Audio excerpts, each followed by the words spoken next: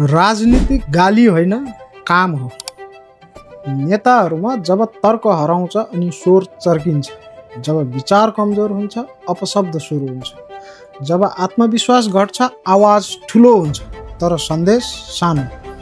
आज हामी कुनै एक क्षेत्रको मात्रै कुरा गरिरहेका छैनौँ, हामी समग्र नेपालको राजनीतिक संस्कारको कुरा गरिरहेका छौँ।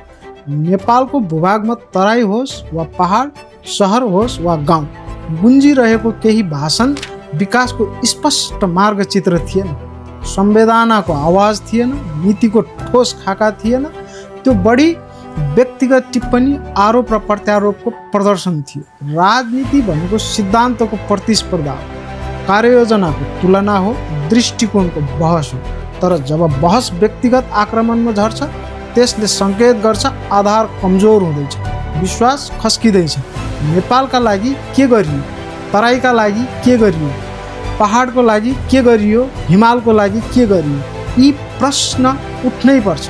प्रश्न लोकतन्त्रको आधार हो, तर प्रश्न गर्नेले पनि आफ्नो कामको हिसाब दिनुपर्छ। काठमाडौँमा बालेन शाहले के गरे? भाषणभन्दा परिणामलाई प्राथमिकता दिए, सार्वजनिक सम्पत्तिको संरक्षणमा कदम चाले, अव्यवस्थित संरचनामाथि निर्णय लिए, डिजिटल प्रणाली मार्फत पारदर्शिताको अभ्यास सुरु गरे। उहाँ पूर्ण हुनुहुन्छ, आलोचना हुन सक्छ, तर आलोचना र अपमानमा फरक कुरा हुन्। यदि कसैसँग राम्रो नीति छ भने प्रस्तुत गरौँ, यदि कसैसँग ठोस योजना छ भने तुलना गरौँ, तर गाली गरेर जनताको विश्वास जितिँदैन। भनिन्छ नेपालको हरेक गाउँमा निशुल्क वाइफाई, तर कतिपय गाउँमा अझै स्थिर बिजुली छैन, पूर्वाधार अपुग छ, नेटवर्क संरचना अधुरो छ। यथार्थभन्दा टाढाको बाचा विकास होइन, भ्रम हो।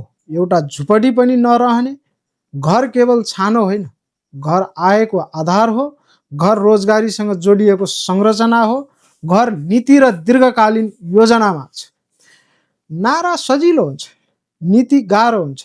राजनीतिमा व्यवहारको एउटा मनोविज्ञान हुन्छ। जब नेतृत्व आत्मविश्वासी हुन्छ, भाषा संयमित हुन्छ। जब नेतृत्व असुरक्षित हुन्छ, स्वर आक्रामक हुन्छ। जब जनसमर्थन घट्छ, आरोप बढ्छ। बालेन शाहमाथि प्रश्न गर्न पाइन्छ, तर तथ्यका आधारमा गरौँ, कामको तुलना गरौँ, निर्णय जनताले गर्नेछन्। राजनीति आक्रोशको प्रदर्शन होइन, राजनीति अफवाहको व्यापार होइन, राजनीति प्रतिस्पर्धालाई होच्याउने माध्यम होइन, राजनीति सेवा हो, जवाबदेहिता हो, नैतिक प्रतिबद्धता हो, संवेदनशील नेतृत्व। जब नेताले जनतालाई अपमान गर्छ, त्यो तराई होस् या नेपालको कुनै पनि भूगोलको, त्यो जनताको हार होइन, नेतृत्वको कमजोरी हो।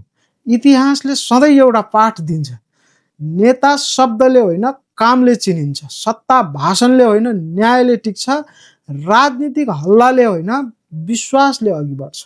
अब निर्णय जनताको हातमा छ। आवाजको उचाइ हेर्ने कि कार्यको गहिराई, नारा सुन्ने कि नतिजा खोज्ने।